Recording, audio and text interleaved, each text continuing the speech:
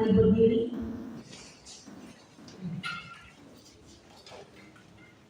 Untuk mendengar firman Tuhan yang dibacakan dari Alkitab. Haleluya.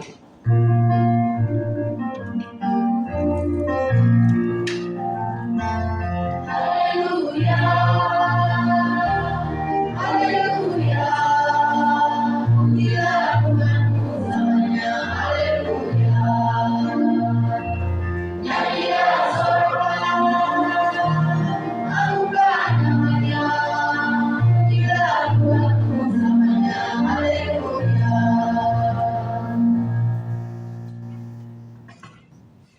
Bacaan kita hari ini terambil dari Kisah Para Rasul pasal 2 ayat 41 sampai dengan ayatnya itu 47 yang menyatakan kita hidup jemaat yang pertama.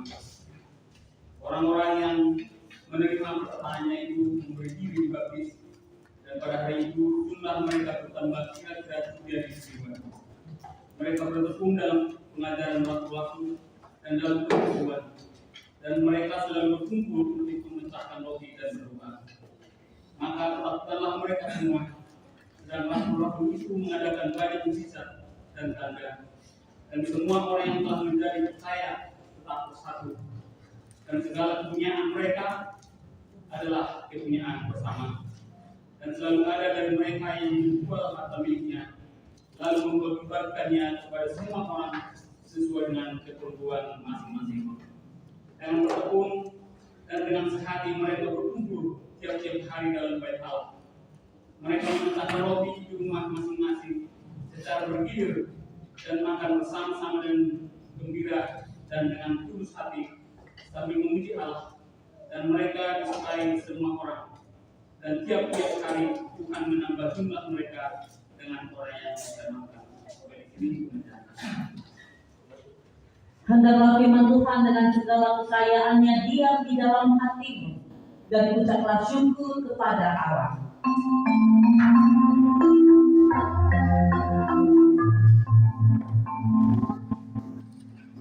Kepadamu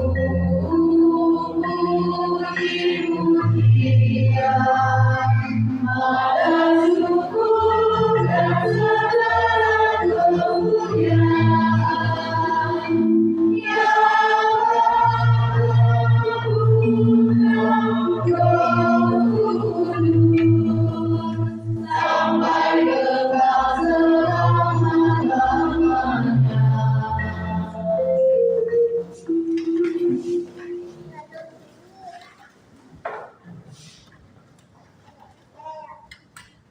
Jemaat yang Tuhan Yesus kasihi dan berkati, perikop firman Tuhan yang telah kita baca dan dengar bersama menceritakan tentang kehidupan jemaat perdana, suatu persekutuan yang menjadi teladan bagi kita semua pada hari ini dalam hal persekutuan, pengajaran, dan kasih.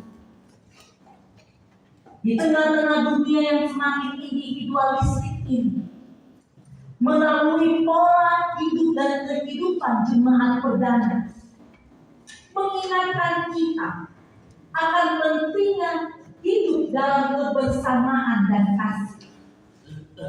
Karena itu mari kita belajar dari mereka bagaimana membangun persekutuan yang belajar dan mengasihi. Kita perhatikan dalam ayat yang ke-41.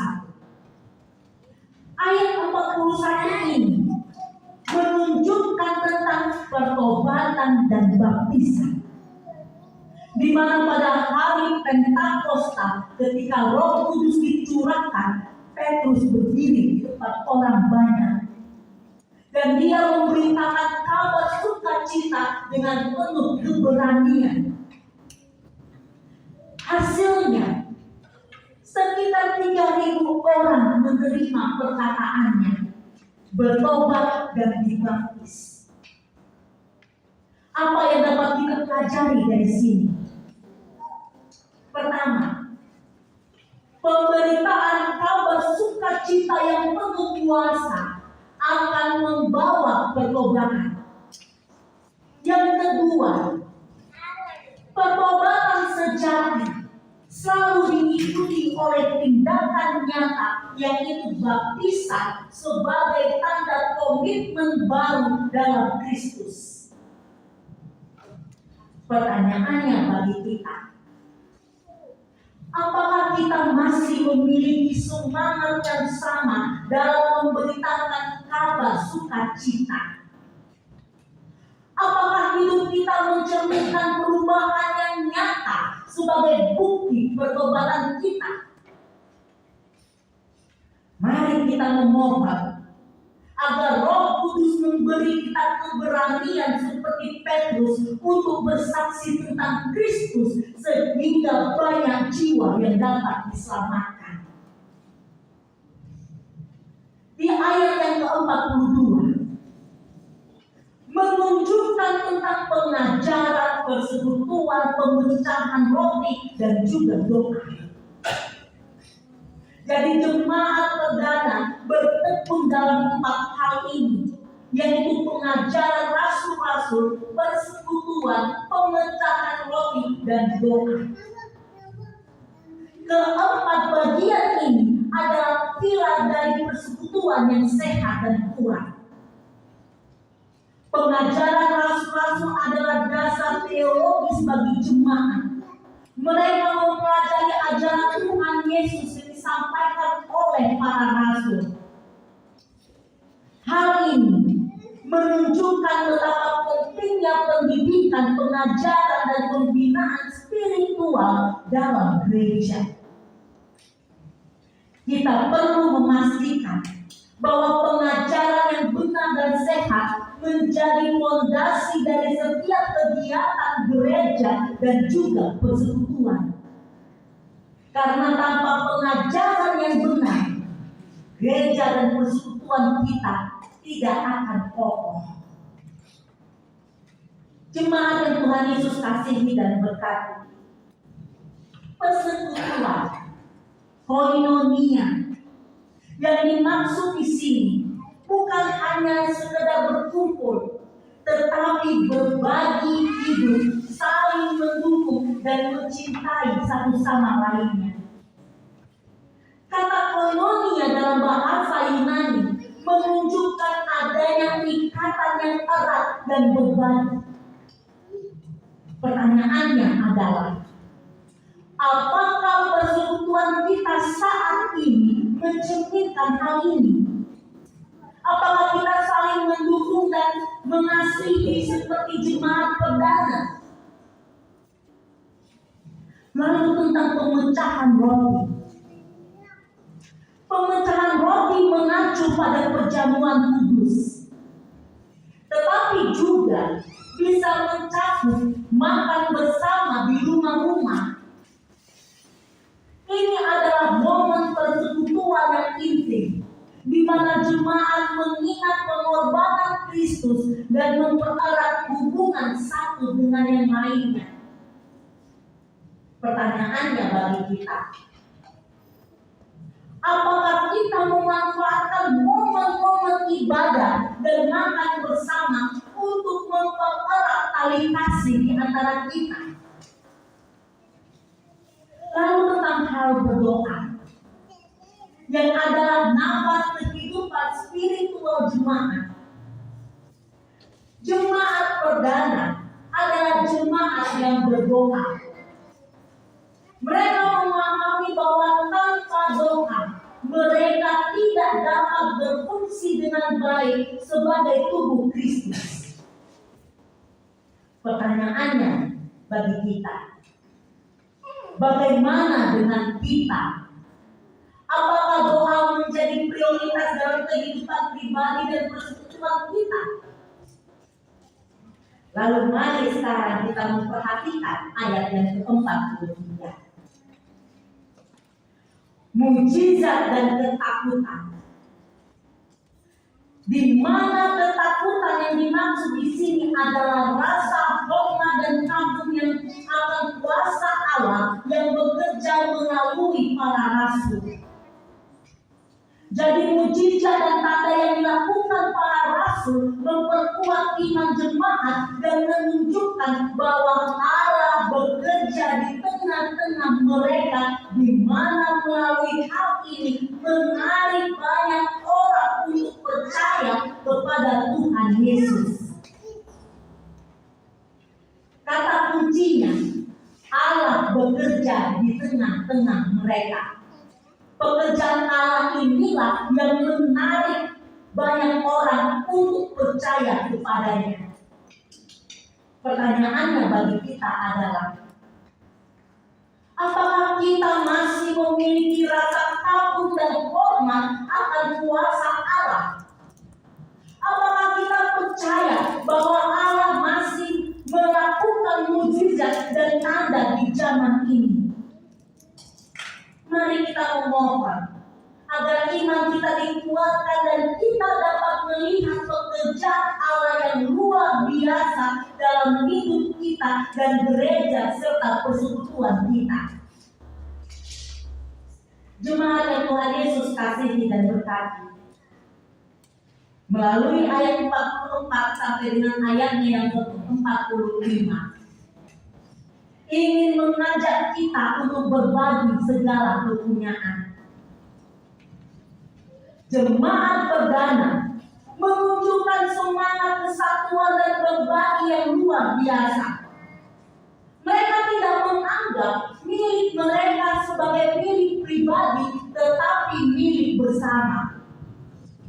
Mereka yang memiliki lebih banyak menjual harta mereka untuk membantu yang membutuhkan. Hal ini mencerminkan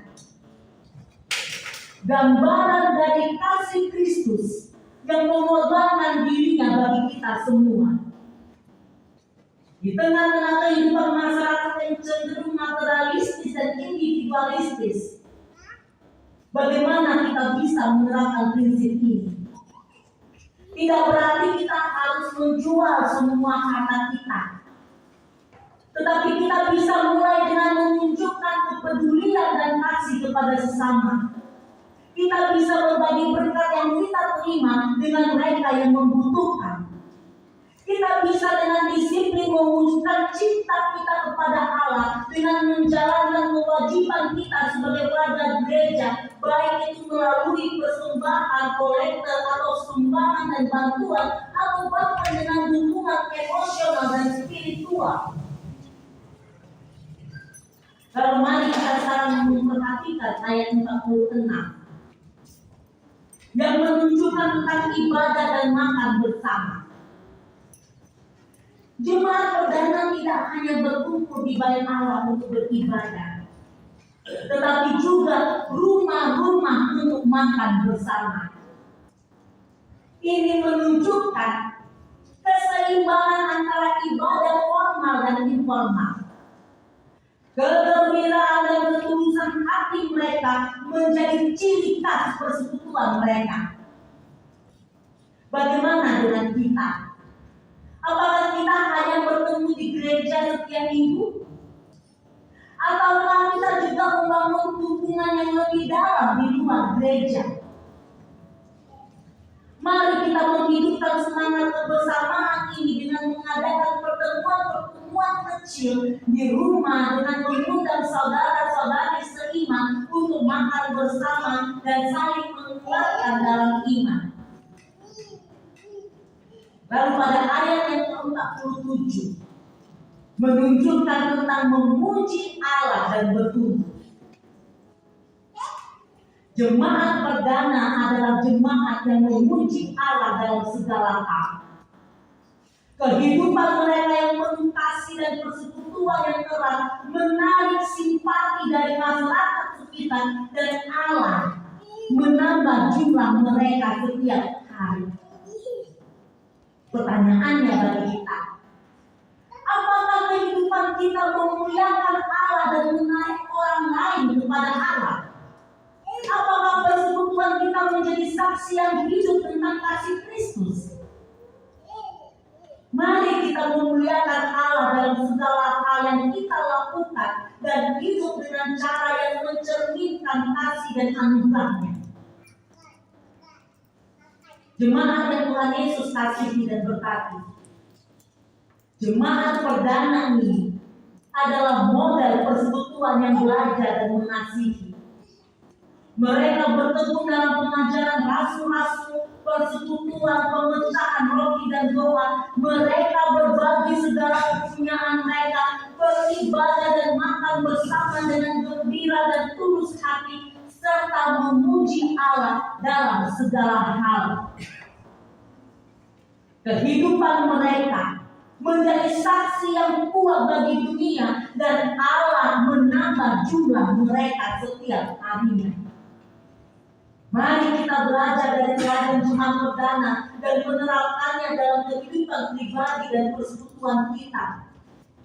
Kita bisa mulai dengan memperkuat komitmen kita pada pengajaran firman Tuhan, membangun persekutuan yang erat, berbagi berkat dengan sesama, dan hidup dalam doa dan ibadah yang tulus. Karena dengan demikianlah kita akan menjadi persekutuan dan pribadi serta keluarga yang memuliakan Allah dan menarik banyak orang kepada kasih Kristus.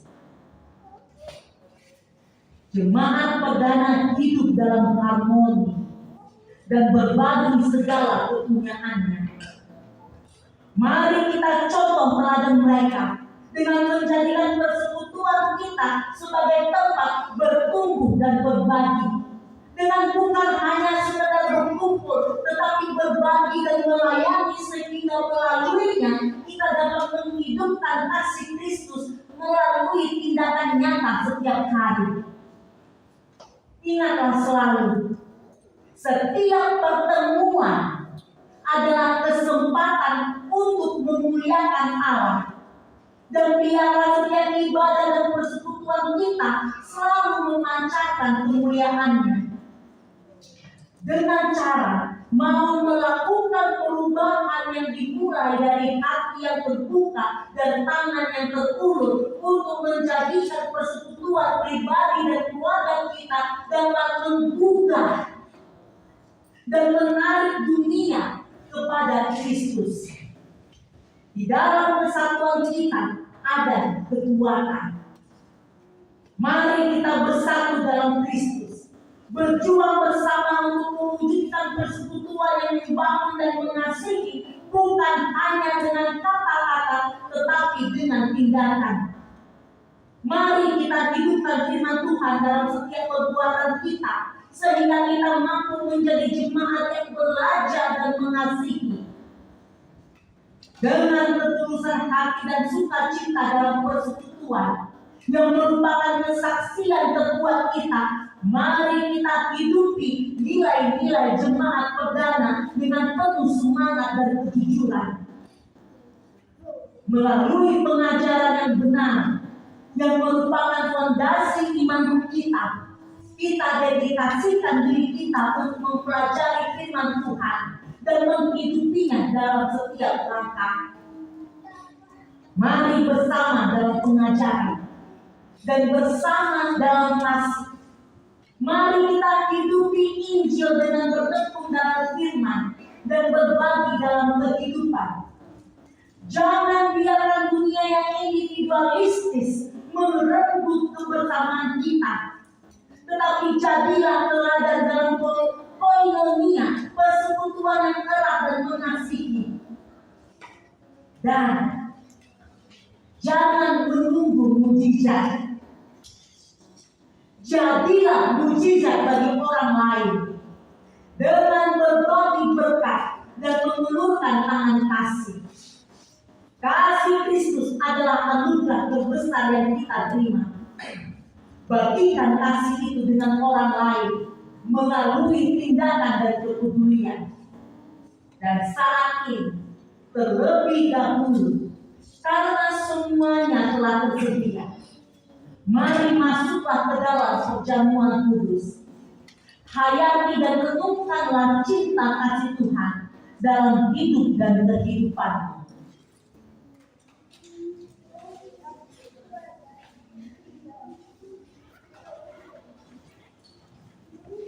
Mari kita bersatu sejenak.